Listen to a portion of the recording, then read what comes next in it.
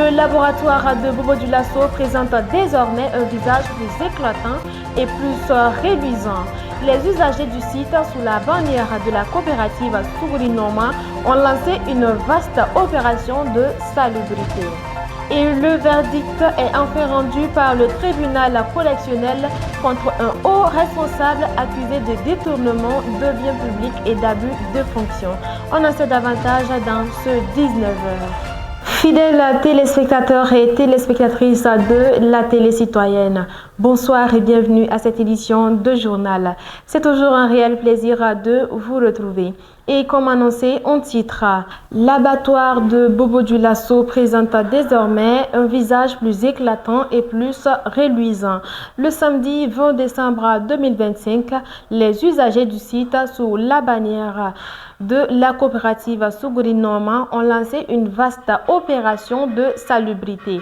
Usagers du site riverains du quartier se sont mobilisés pour assainir le lieu, pour redonner la dignité et la propriété à cet espace stratégique pour la filière viande longtemps laissée insalubre. On en sait davantage avec Alassane Souri.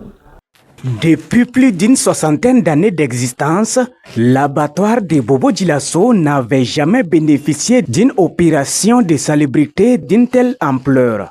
Une longue négligence dont les conséquences sont visibles avec la présence des déchets accumulés, d'ordures de diverses natures et des eaux usées stagnantes à plusieurs endroits du site.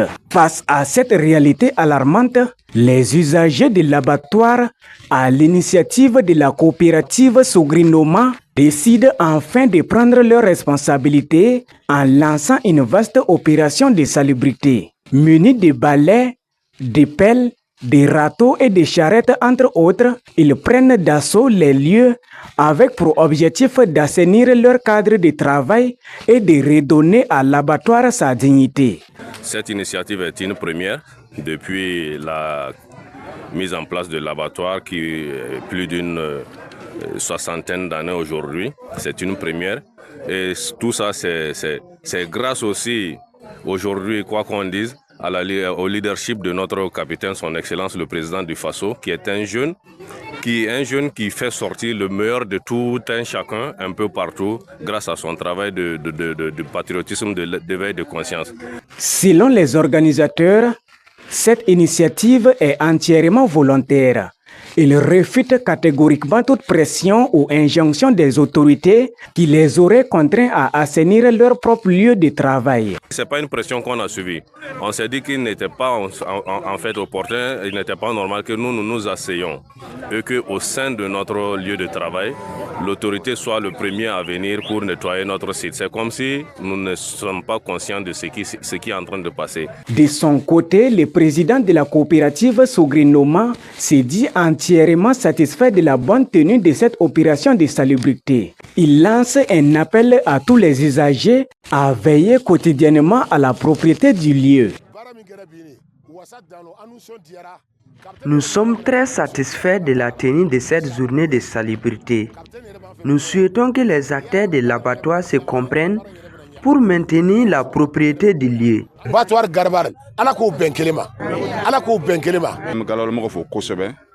Nous saluons cette initiative des acteurs de l'abattoir. Nous lançons un appel à tous les acteurs à veiller quotidiennement à la propriété de leur cadre de vie.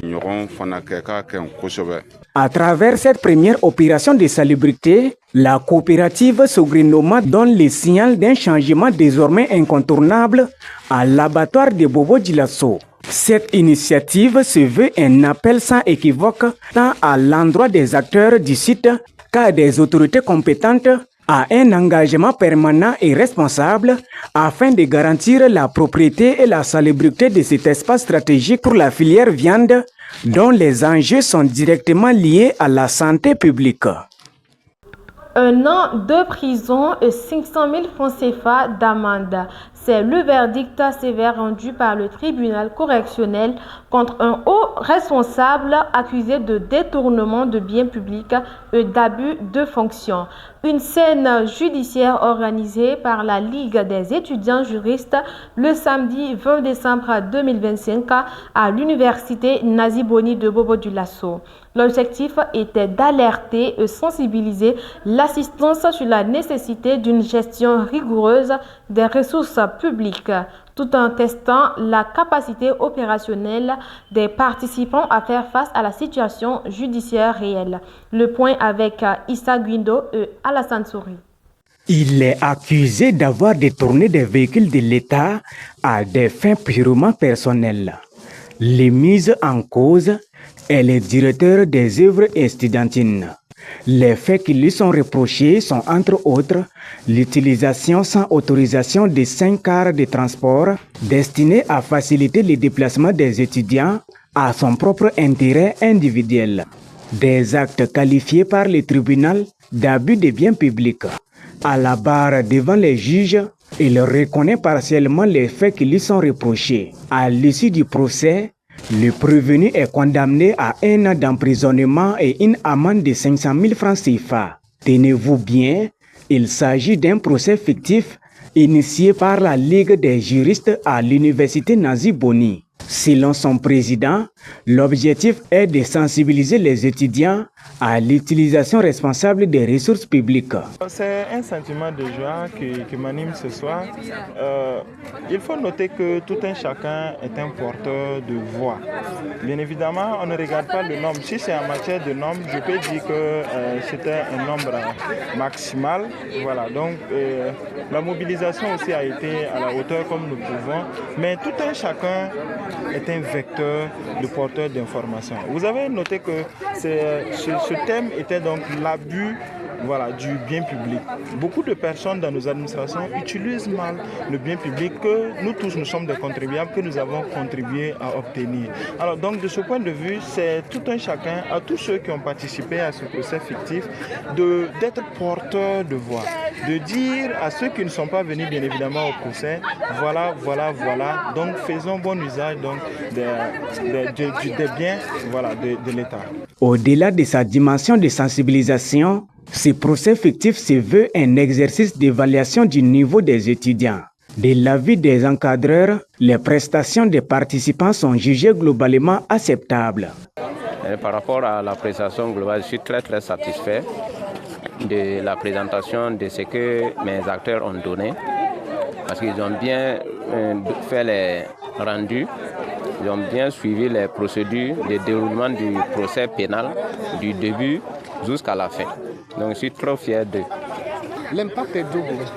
D'abord, au niveau de ceux qui sont des acteurs et qui ont essayé, et ceux qui sont des étudiants dans le public et qui ont suivi. Au niveau de ceux qui ont fait des prestations, c'est une façon de se mettre en confiance, d'essayer ce qui va se faire après la formation théorique, ce qu'ils vont faire dans leur vie professionnelle. Et là, ça les met en confiance. Au terme de cette mise en scène judiciaire à forte portée pédagogique, les organisateurs ont salué l'engagement de tous les acteurs. Participants et invités d'honneur ont reçu des attestations de reconnaissance. Et on termine cette édition des journal avec le complexe scolaire privé Loninafa de Bobo-Dioulasso qui a vibré le vendredi dernier sous le sceau de l'engagement citoyen. À l'initiative de la section ouest de la CNAVC, une cérémonie de montée de couleurs s'est tenue dans cet établissement avec pour objectif de forger chez les tout-petits l'amour de la patrie dans un contexte où l'éducation aux valeurs civiques s'impose désormais comme une urgence nationale. Le point avec Alassane Souri et Issa Guindo.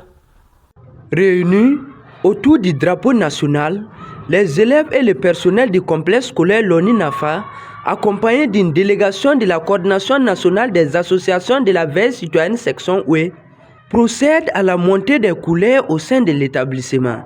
Une initiative de la coordination nationale des associations de la veille citoyenne section ouest visant à sensibiliser et à inculquer dès le bas âge des valeurs citoyennes fondées sur l'amour de la patrie, la discipline et le sens de la responsabilité. Ce matin, il s'agit d'une sensibilisation adressée aux tout-petits. Nous devrions montrer aux enfants comment devenir des bons citoyens.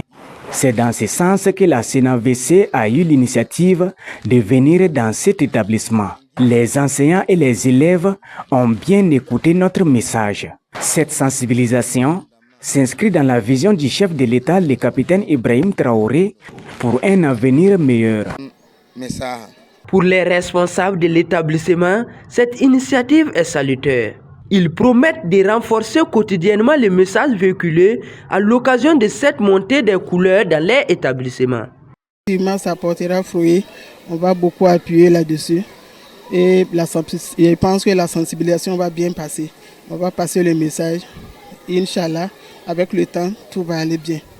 De son côté, le chargé de mission de la présidente du FASO pour le compte de la région de Djiriko se dit satisfait de la tenue de cette activité de sensibilisation. Le but est de sensibiliser les enfants autour du drapeau sur des valeurs endogènes, civiques et patriotiques telles que l'assiduité, la ponctualité, la propriété, le respect, l'honnêteté et l'amour pour la patrie.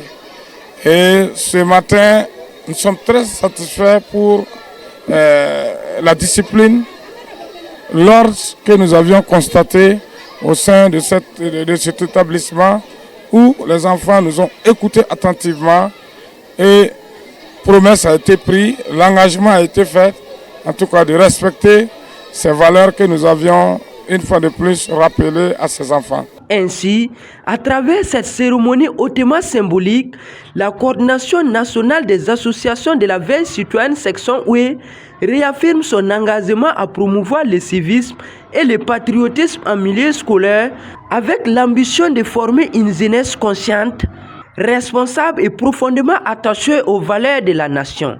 Une dynamique qui se poursuivra dans d'autres établissements de la région. Mesdames et messieurs, nous sommes à la fin de cette édition de journal. Merci à vous qui avez feuilleté les pages en notre compagnie. Par ma voix, l'équipe de FASO Patriote TV vous souhaite de passer une excellente soirée. À très bientôt.